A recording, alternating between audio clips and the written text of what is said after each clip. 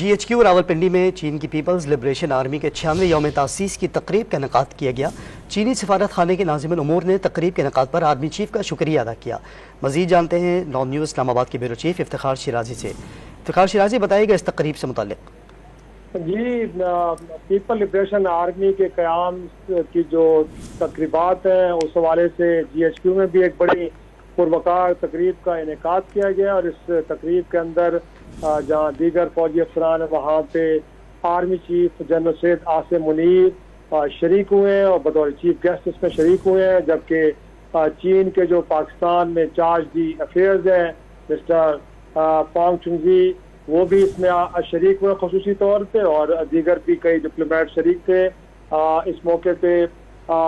دونوں ملکوں کے قومی ترانے بھی بجائے گئے، ساتھ میں یہاں پہ چین کے صدر کا جو ویڈیو پیغام ہے وہ بھی سنایا گیا شرکاء کو، جبکہ وزیر اعظم پاکستان میاں شہباز شریف صاحب کا بھی پیغام، اور اس حوالے سے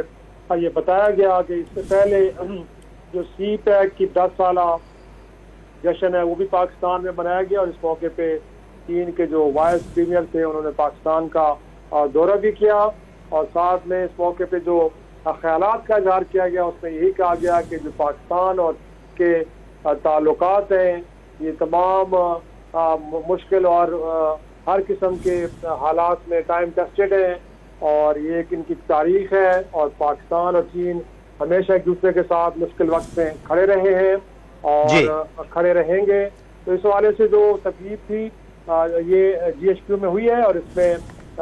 آرمی چیف اور دیگر اعلیٰ افسران اور ساتھ میں جو چارج افیئرز ہیں چین کے وہ بھی شریک ہوئے ہیں۔ تو پیپل لبریشن آرمی کے قیام کی تقریب کا یہاں پروقار اس حوالے سے تقریب کا انعقاد کیا گیا GHQ میں۔ جی افتخار شیرازی، بہت شکریہ آپ کا۔